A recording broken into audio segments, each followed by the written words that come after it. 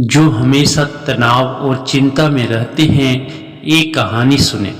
Buddhist story on mind tension. एक कहानी को शुरू करने से पहले आप कमेंट बॉक्स में ओम बुधाय नमः लिखकर वीडियो को लाइक कर दें। चलिए दोस्तों, आज की कहानी जो हमेशा तनाव और चिंता में रहते हैं वो कहानी शुरू करते हैं। सही कहा है किसी ने, कोई व्यक्ति हमें उतना नुकसान नहीं पहुंचा सकता है जितना हमारे नकारात्मक विचार नुकसान पहुंचाते हैं।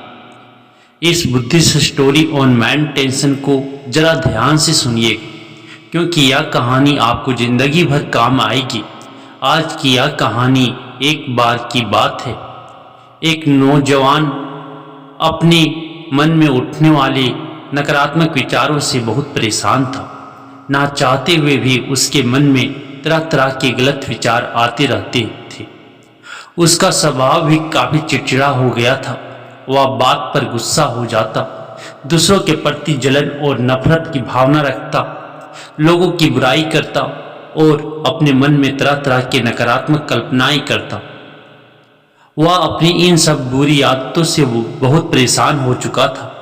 उसने बहुत से तरीके आजमाए, बहुत प्रयास किया अपने अंदर के इन बुरे विचारों को खत्म करने का, लेकिन कोई भी तरीका काम नहीं कर रहा था।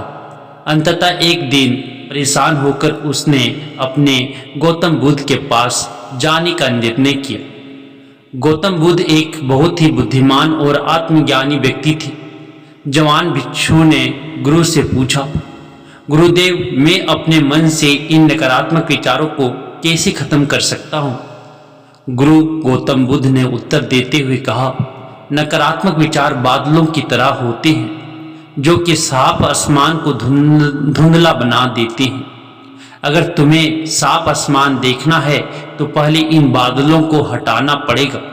ठीक इसी प्रकार अगर तुम अपने दिमाग से नकारात्मक विचारों को खत्म करना चाहते हो तो सबसे पहले तुम्हें इन नकारात्मक विचारों के मूल कारणों को पहचानना और उन्हें नष्ट करना पड़ेगा। जवान भिक्षु को गुरु की यह बात ठीक से समझ नहीं आई, तो उसने गुरु गौतम बुद्ध से इसे थोड़ा विस्तार से समझाने का आग्रह किया। तब गुरु गौतम बुद्ध ने शिष्य को एक कहानी सुनानी शुरू की। एक बार एक व्यक्ति जंगल से गुजर रहा था। तभी उसे रास्ते पर एक सर्प सांप दिखाई पड़ा। सर्प सांप को देखते ही वह व्यक्ति डर गया और वहां से भागने लगा। जैसे ही वह दौड़ा, उसका पैर एक पत्थर से टकरा गया और वह वहीं गिर पड़ा। उसने खुद को बुरी तरह घायल कर लिया था। जब वह उठा और पीछे मुड़कर देखा तो पाया कि वहां कोई सांप नहीं बल्कि सर्प के आकार की एक लकड़ी थी जो कि रास्ते पर पड़ी हुई थी। यह देखकर उस व्यक्ति को महसूस हुआ कि उसे नुकसान पहुंचाने का कारण वह सर्प सांप नहीं बल्कि उसके खुद के अंदर बैठा डर और नकारात्मक विचार है, जिसने उसे घायल कर दिया। कहानी खत्म करते हुए गुरु ने गौतम बुद्ध ने उस नौजवान से कहा, मन के नकारात्मक विचार इस कहानी के सर्प की भांति है, सांप की भांति है, जो तुम्हारी परेशानी का मूल कारण नहीं है बल्कि तुम्हारी समस्या का मूल कारण तुम्हारे अंदर बैठा डर है, भावनाएं और अतीत के बुरे अनुभव है, जो कि नकारात्मक विचार गुस्सा और द्वेष के रूप में बाहर आते हैं। इसलिए अगर तुम्हें अपने मन से सकारात्मक विचारों को खत्म करना चाहते हो तो इसके मूल कारण को पहचान कर उसे नष्ट करना होगा। अब इस कहानी को अपने जीवन में कैसे लागू कर सकते हैं, इसके लिए कुछ प्रैक्टिकल टिप्स हैं। पहला, माइंडफुलनेस या जागरूकता का अभ्यास करो।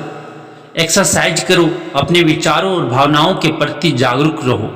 देखो कि आपके भीतर क्या चल रहा है, आप अपने आसपास की घटनाओं पर क्या प्रतिक्रिया देते हैं। साथ ही मन में उठने वाले हर नकारात्मक विचार के कारण का पता लगाने का प्रयास करो। दूसरा, अपने अतीत की बुरी यादों, बुरी घटनाओं और बुरे अनुभव को स्वीकार करो और खुद को वही दूसरों को माफ कर दो। तीसरा, अपने जीवन के सकारात्मक पक्ष पर अपना ध्यान केंद्रित करो और पास कुछ भी उसके लिए इस ब्रह्मांड का आभार व्यक्त करो। आभार व्यक्त करना हमारे नजरिया को सकारात्मक बनाता है और हमारे अंदर से नकारात्मक भावनाओं को खत्म करता है। चौथा, दयालु बनो, काइंडनेस बनो, खुद के प्रति भी और दूसरों के प्रति भी, क्योंकि नकारात्मक विचार अक्सर बुराई और तुलना करने से पैदा होते हैं। अपने अंदर दया भावना रखकर अपना ज़्यादा सकारात्मक और संतुष्ट जीवन जी सकते हैं। संक्षिप्त में यह कहानी हमें सिखाती है कि नकारात्मक विचार हमारी परेशानी का मूल कारण नहीं है। असल समस्या तो हमारे भीतर गहराई में छुपी हुई है। इन विचारों के मूल कारणों को पहचान कर हम इन विचारों को अपने दिमाग से निकालना शुरू कर सकते हैं और एक ज़्यादा खुशहाल और शांति से भरा जीवन जी सकते हैं। याद रहे, कहानी के सर्प की भांति हमारे ज़्यादातर नकारात्मक विचार भी सिर्फ भ्रम मात्र है, जिन्हें हम अपने मन में पैदा करते रहते हैं। दोस्तों, यह कहानी आपको कैसी लगी? अगर ये कहानी थोड़ा भी मोटिवेट किया हो तो अपने दोस्तों के साथ अवश्य शेयर करें। धन्यवाद।